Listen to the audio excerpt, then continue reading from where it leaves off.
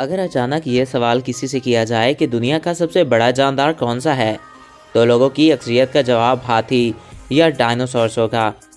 زمین پر پائے جانے والے جانداروں میں تو شاید یہ جواب درست ہو، لیکن اس کرۂ ارض پر زمین کے ساتھ ساتھ دریا اور سمندر میں بھی ان گنت آبی جاندار بڑے بڑے ہیں۔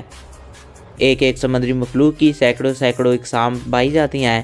گویا سمندر، جو کہ کرۂ ارض کے 70% حصے پر قابض ہیں، ہماری زمین سے کئی گنا زیادہ مخلوقات کو سموئے ہوئے ہیں۔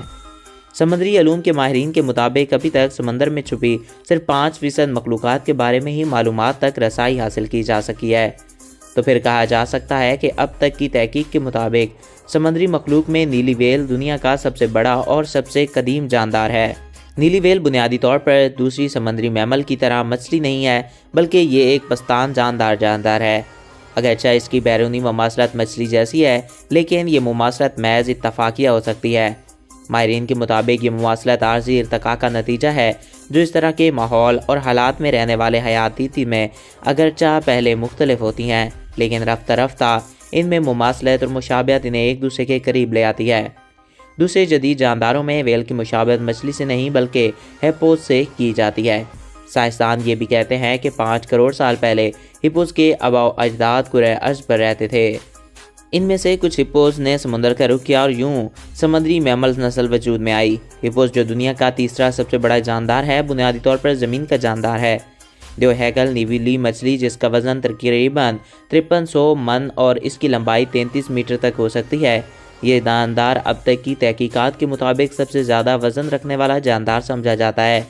سرمئی مال نیلی رنگت کے ساتھ یہ جاندار سمندر کی بھی سب سے بڑی مخلوق ہے، جس کی خوراک شرمپ کی شکل سے مشابہت رکھنے والے چھوٹے کرلز ہوتے ہیں۔ کرلز دراصل سمندر کی نسبت ایک چھوٹی سی مخلوق ہے۔ حیرت انگیز بات یہ ہے کہ وہیل دنیا کا سب سے بڑا جاندار ہونے کے باوجود بھی کسی بڑے جاندار کا شکار کرنے سے کتراتی ہے، اس لیے کرلز اور چھوٹی مچھلیاں ہی اس کی مرغوب غذا ہیں۔ نیلی ویل اپنا شکار غوطہ لگا کر حاصل کرتی ہے۔ یہ خوراک کی تلاش میں 500 میٹر گہرائی تک بھی غوطہ لگانے کی طاقت رکھتی ہیں۔ نیلی ویل مچھلی کا جسم دیگر مچھلیوں کے مقابلے میں لمبا اور سڈول ہوتا ہے۔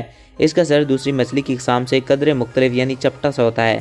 اس جاندار کے منہ کا سامنے والا حصہ موٹا سا ہوتا ہے، جس میں 300 سے لے کر 400 تک بیلکنی پلکیں ہوتی ہیں۔ بیلکین دراصل بالوں کی شکل کے ایک ریشے دار جھالر ہوتے ہیں، جو بیل کے جبڑے کے اوپر والے حصے کے ساتھ لٹکی ہوتی ہیں۔ بنیادی طور پر جبڑے کے اندر اس جھالر کا مقصد بلینیوں پلٹوں کے ساتھ مل کر فلٹر کا کام کرنا ہوتا ہے۔ ویل مچھلی دنیا کے سب سے خوبصورت، دلچسپ اور انوکھے جانداروں میں سے ایک ہے۔ تو دوستوں، یہ تھے ویل کے بارے میں چند امیزنگ فیکٹس۔ آئی ہوپ آپ کو یہ ویڈیو اچھا لگا ہوگا۔ Thanks for watching. اللہ حافظ۔